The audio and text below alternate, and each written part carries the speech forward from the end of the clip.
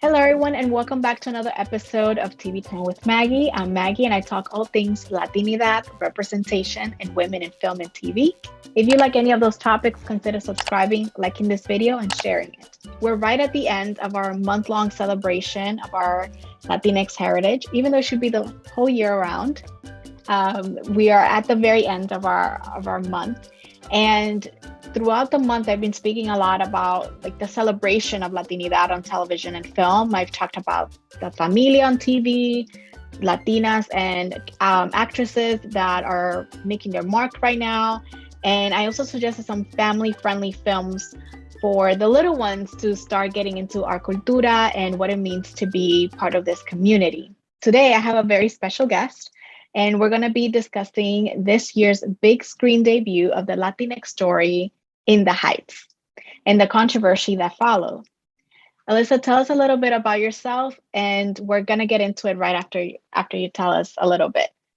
Hi, my name is Alyssa Reynoso Morris, formerly Alyssa Ramos Reynoso, and I wear many hats. I am a mom, a wife, and by day, I'm out like making the world a better place as a chief of staff for my local state representative. So we do everything from organizing COVID clinics at the height of the pandemic when constituents couldn't get vaccinated anywhere else, to organizing immigration clinics, basically sharing information about where you can get the information that you need with attorneys in our district, to cleanups and shredding events and senior fairs. And literally, it's been 9 months in the role and have organized over 20 events that cater to the needs of our constituents. But when I'm not doing that, I am a children's book author,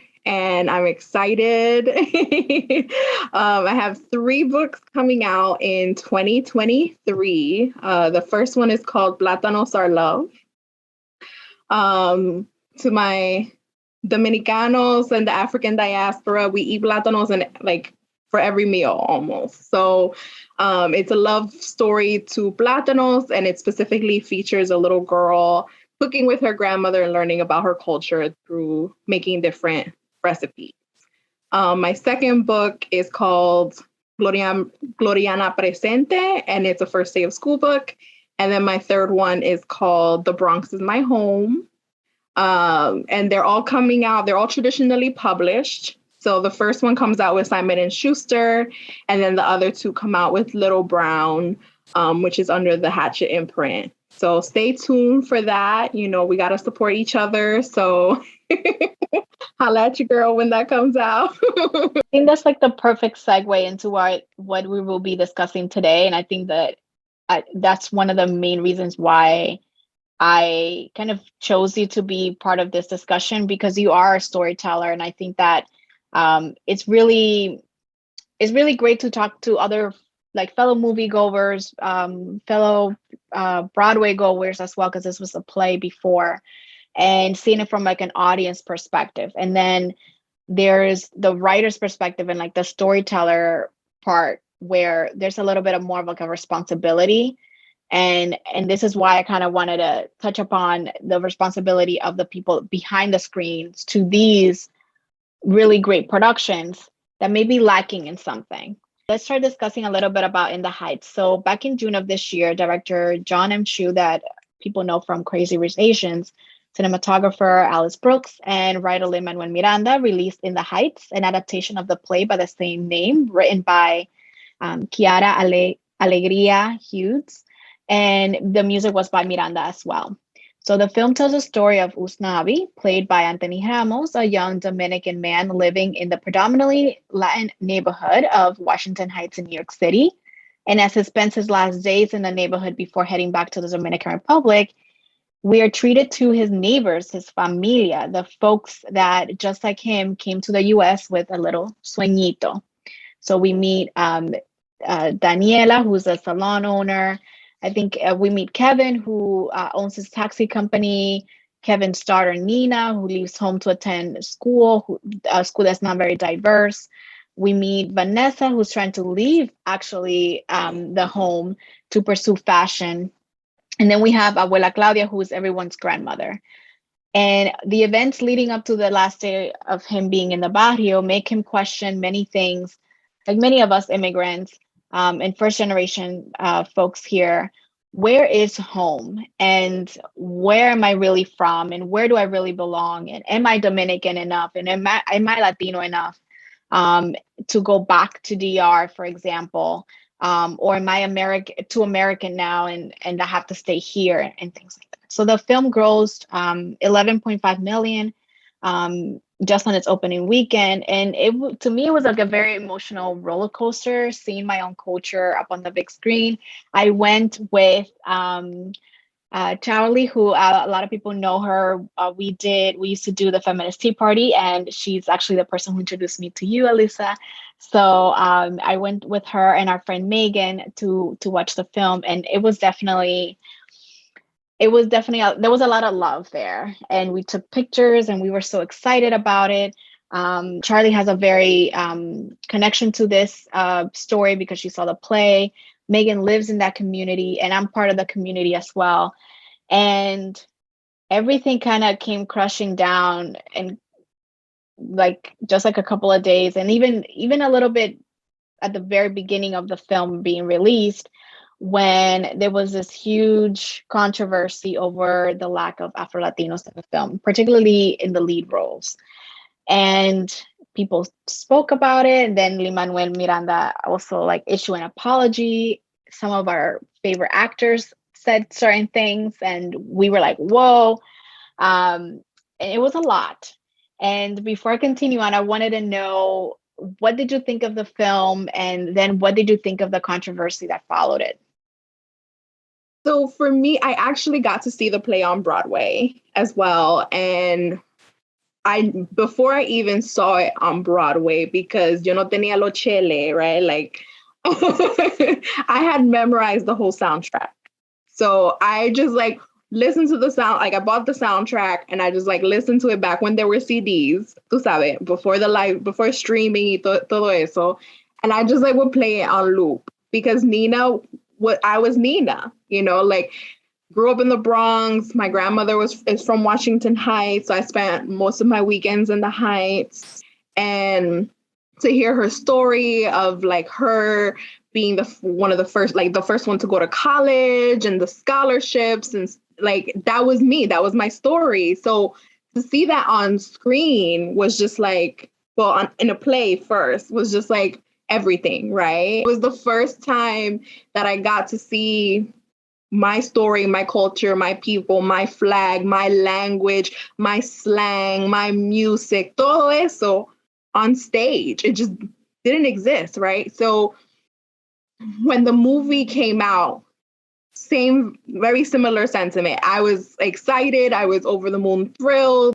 I think seeing it and the changes that they made was really exciting. I love that they leaned into the dreamers and some of the choices that they made to make it more relevant, obviously taking out 45 out of any of the lyrics. I thought they did a good job modernizing it without changing it too much so that the heart was still there. But like anything in art, not one person, not one group is going to get it all right.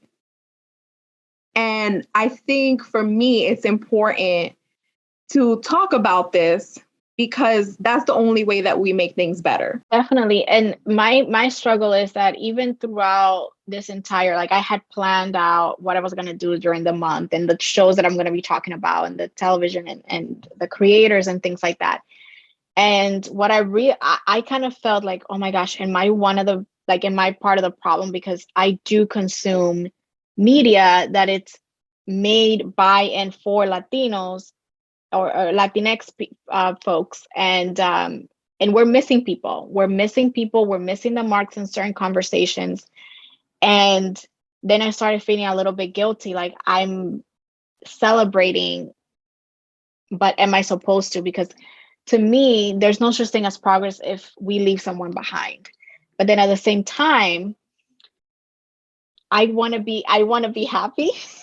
Like I want to celebrate, but there's like this little there's a little knot somewhere that tells me that there's something not right, and that um you know, folks in my own community, friends that are my friends, family members that maybe watch, like that I'm promoting, like, oh yeah, watch this show and support our community. They don't see themselves, they don't see, they don't feel part of this community. And it's sad. And I don't know, I've been having so much struggle, and just how to be a good ally to this marginalized community that's within our community. I do want to say that a lot of people don't also know that when they're making these kinds of films, and for it to be this big, there were sacrifices that needed to be made. And they were, you know, I bet that there were probably a conversation or two that didn't come to fruition, and certain things that needed to be cut, and certain things that needed to be modernized. But then I also go back to, not even one person mentioned something. And throughout the film, I at least one of the things that I loved about just seeing, like, one of the little details was, I don't know if you remember, but Nina, her character, she comes in to the film with her hair very straight, because she goes to this, like, you know, super like non-diverse college, and all that. And then she sits in the salon, and she doesn't finish her hair, and she just kind of walks out. And like for the rest of the film, she has her little curls. And I know that probably other people didn't notice, but I very noticed that, and I liked it, because that's a lot of people's hair. And she could have just been had a blown out the whole entire time, and they chose to do that. I felt like that was very intentional. um I I don't know. It's hard. It's hard. Like, do you, and also like you as a mom now, like where do you like celebrate, but also where do you interject and be like, ay, pero espérate que faltó. Yeah, I mean, so first let's talk a little bit about colorism. When I had the privilege of studying abroad in Tanzania, which is in East Africa, and then in India when I was in college, I had such a hard time finding skincare products that didn't have skin whitening. So it's everywhere. I remember growing up saying, like, hearing, like, oh, you know, make sure you marry a white man with good hair so your kids come out light skinned with good hair. And it took a lot of unlearning to get over that stuff. I mean, thank God I came out on the other side, and I love my curly hair, and I rock it curly everywhere I go. I work in politics. I'm the only person that looks like me in every space that I'm in, and I wear that as a badge of honor now. The reality is, any country that has been colonized, which is basically the whole world, you know, Europe colonized all of Latin America, all of Central America, El Caribe, Africa, in like Asia, the whole world was colonized. So that's its legacy. Colorism, institutional racism, the reason why these things continue to perpetuate and plague our societies is because we haven't gotten over it, and we're not going to get over it unless we talk about it and we call it out for what it is. However, at the same light, I think it is important for us to celebrate the small progress that we make, because for me, seeing our stories on stage and making the money that they made, because let's be honest, we live in a capitalistic society. So this is important. The fact that his movies and his plays are so profitable are showing the white capitalistic society that we have buying power. It shows our capitalistic society that we are here and we're consumers and we care about our stories being out there, you know? So for me, I think everything in life is complicated. But I think that's the wonder of it, right? Like we don't have it right. He didn't get it right. I love me some Lynn, but he didn't get it right. There were a lot of other things that weren't represented. Like I didn't see people in wheelchairs. I didn't see individuals, that are hard of hearing. I didn't see hearing aids. I didn't see individuals with walking sticks. And you know what I mean? Like there's and not just like African, there's a lot of like Indian and Asian Latinos, and I didn't see them on screen either. So we can poke holes, as we should, while still celebrating the fact that for one of the first times ever, other than like West Side Story, which let's be honest, it's been a long time since West Side Story, that our stories are being out on screen. There was a short film called Chrystal, which I talked about on my Instagram, that talks about how even from when we're little, we watch. I remember one time I did question my mom, and I was asking her, I was like, the people that are in TV, do they come from one particular part of Mexico? And my mom was like, why are you asking me that question? I'm like, because they don't look like my Mexican neighbors. Like, do they, like, and this was just me because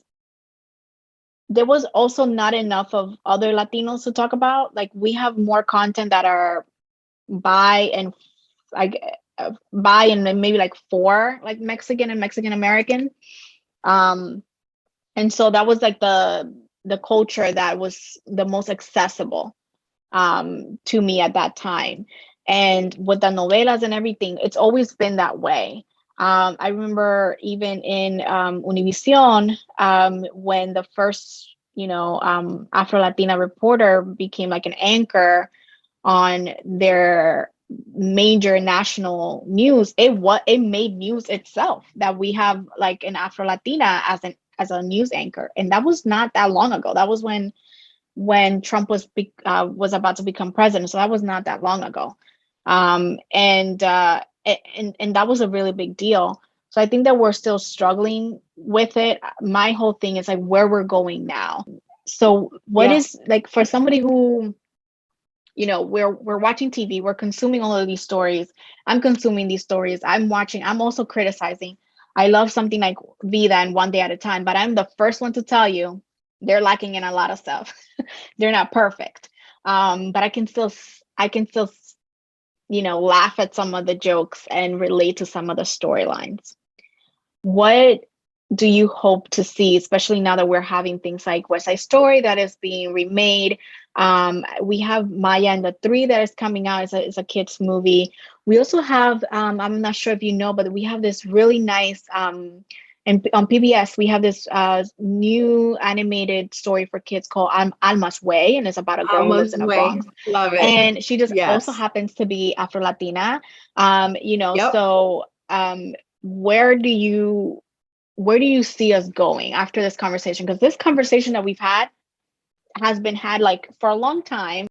I would say as storytellers, our main responsibilities are to do our research to make sure that we have it right, and then to also pay it forward. If we have the opportunity and the privilege to have our stories being told, it is our responsibility to make more room at the table.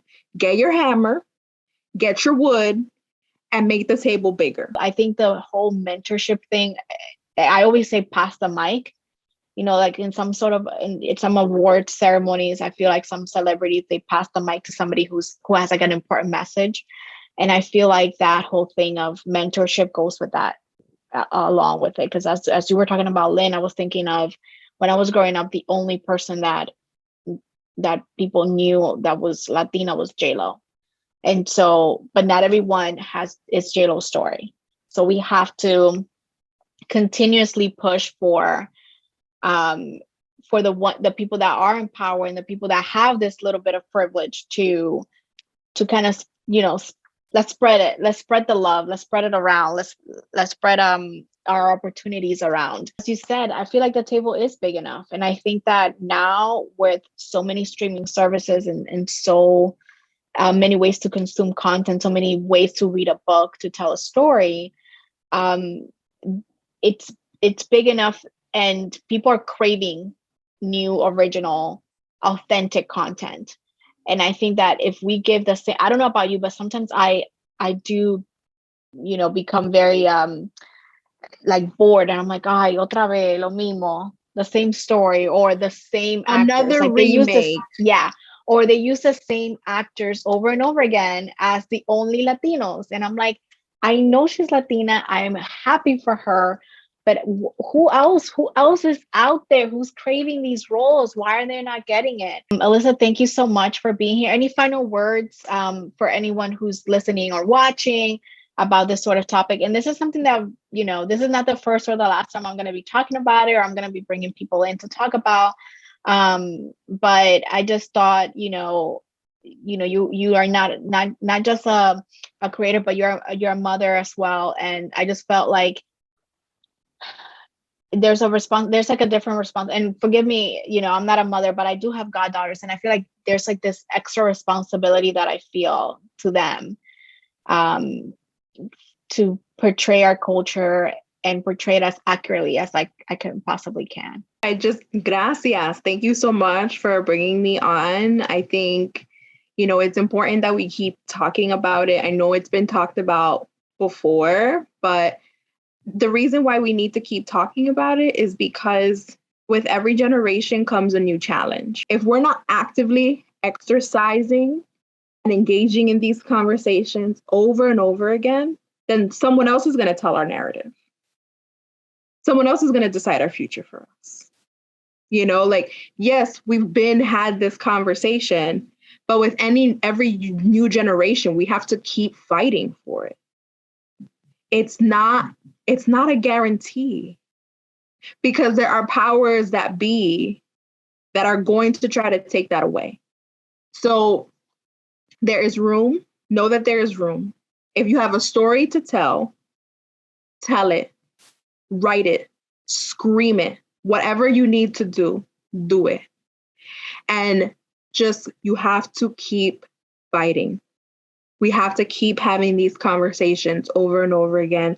And when we get tired, we have to take that rest and then go back at it. And hopefully while you're taking your rest, someone else is out there hustling, slinging the same message. Because one person can't do it all. So there's room. If you have a story to tell it. Mentorship is important. And it's important that wherever you see other people that don't look like you, not just in media, but in every space that you're in, that you're bringing other people to the table. That is our responsibility. That's it. Thank you so much for leaving us with this message, and also for reminding us, that we all have our little sueñito, and that, it may take a while, but it does in some way or another.